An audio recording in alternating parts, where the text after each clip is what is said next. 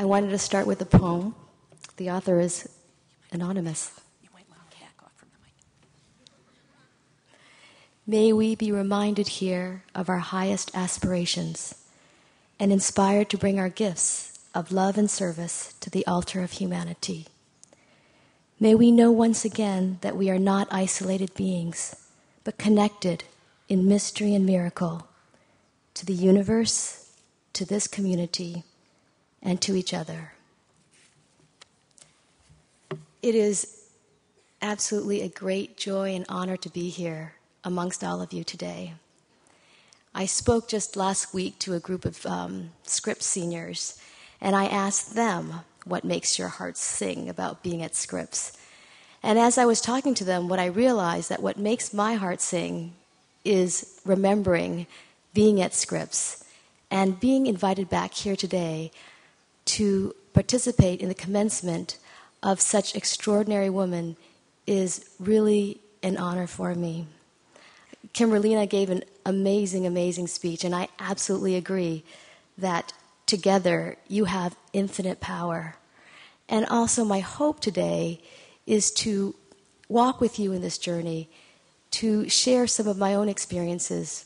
21 years ago, I sat where you sat, and one of my friends encouraged me, well, why don't you be the Scripps speaker?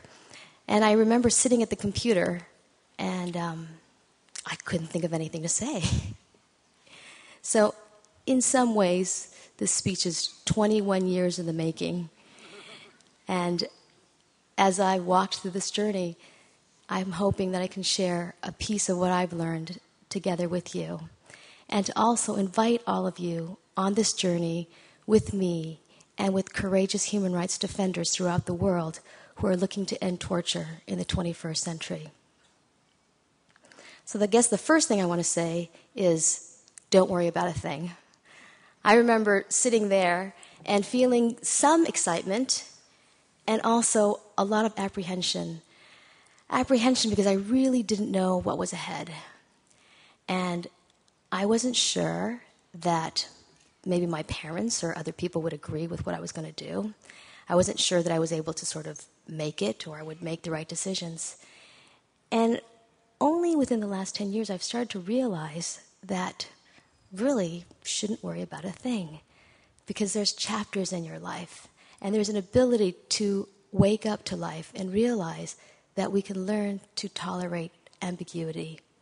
There's supposed to be a number of pieces to the heroic journey. The first piece is called leaving the known.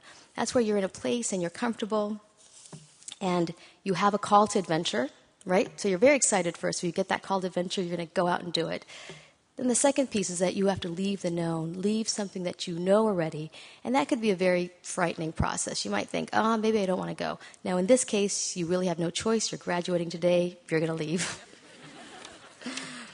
And the third is always chaos before creation. Now, that's a point where you could get depressed. It could be difficult. You may start or not start, back and forth. But there's some chaos involved in that. Now, the important thing is to always remember there's always chaos before creation. So if you're in the chaos place, that's good, because then you're about to create. The fourth step is the courageous act, where you actually decide, okay, I'm going to go for it. It's kind of scary, chaos before creation, but I'm going for it. So you do the courageous act, and then you find the treasure. After finding the treasure, you're able to bring the gift back to the world. Now, this heroic journey, which all of us are called into, and we go through many heroic journeys throughout every point of our life, is really of a cyclical nature. So you may be in one place, but you should always remember that wherever you are, you're going to keep going through the steps. And it will happen over and over in your life. I've also seen that when I was sitting there thinking, I have to decide between divinity school, law school, going on a Watson Fellowship, or where am I going to go, or doing nothing. What should I do? Because this is the right decision. I have to make it now. That it matters, but it doesn't really matter. Because in the end, you'll go through chapter 3, and you'll live through chapter 3 of your life. And then you'll hit chapter 5 of your life, and you'll think, gee, chapter 5 has nothing to do with chapter 3. But in chapter 7, all of a sudden, they connect back together. And this is the piece that we have to remember that it's not just about the local story of what we see now, but there's a greater picture. There's something out that maybe is more than we can understand. Now, all of us here have dreams, and who amongst us has whole dreams and wonderful dreams and dreams that we have fulfilled, but also shattered dreams. All of us also have shattered dreams. But it's really, as you put your life together, looking at the mosaic of life, the tapestry of life, and realizing that you can put everything together in the mosaic of your life, which helps us in the understanding that it isn't only the local piece, the small piece that we have to focus on, but a bigger piece. I've also come to understand and realize that it is important for each and every one of us to declare ourselves a contribution to this world in whatever form it is. There are many times in my life where I have wondered about that, and I've thought, should I really say anything? I remember being a Scripps student, and then actually this happened in divinity school as well as law school, where I was absolutely timid, and I never wanted to raise my hand. So every class I'd sit there and say to myself, okay, raise your hand. These seminars, these pieces. But I could never bring myself to do it. So each piece, every time, it was a challenge. I will say it's still a challenge for me in many ways. I forgot my pins. But one lesson that I learned really came to me through a 4-year-old that I met some years ago in Cambodia. He was a 4-year-old. His name was Vishna. And he was in Cambodia, born into the prison of Kandao province. Now, he was born there because his mother was pregnant at the time that she was imprisoned. Now, because Vishna was born in the prison, he had sort of special privileges, meaning the guards said, he's a baby, so let's be nice to him. And as he grew up, they let him slip in and out of the bars. So by the time I met him, he was 4 years old. And what he would do is he would climb up on the bars, the first, the second, the third, and his head was getting bigger than the rest of his body. So he would have to slip through and then really carefully turn his head and then slip his head through and then come back down, the third, the second, and the first. Now the amazing thing to me about Vishna is that here was a boy who was born with very little material comfort, and someone would say, what do you have to contribute to the prison, to the world?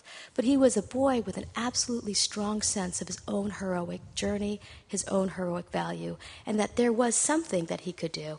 And I think that he thought in his own mind, I'm one, maybe I'm only one.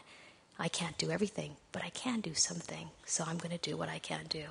So every day Vishnu would come out of the prison and come down, the third, the second, the first, and he would run out and grab my little pinky, and he would want me to take him to each of the prisons. Now, he didn't always make it through the 153 prisons, but he would want me to pick him up so he could poke his little finger through. There are a lot of dark cells, so he would stick his head down and put his fingers down, looking through the dark cells. And to many of the people in the prison, he was their greatest joy, and he was their sunshine. And what I realize and what I've learned from Vishnu is that this is absolutely true of each of us in this world, that we have something to offer. Each of us is gifted in a very particular way. It's our own creative genius that is a gift to the world. And it is really about how we decide to unleash it and give it to the world. And accept in ourselves that none of us are perfect. So you may have a strength, you may have a weakness, but you can embrace that piece of who you are and give yourself in the best way possible to transform the world.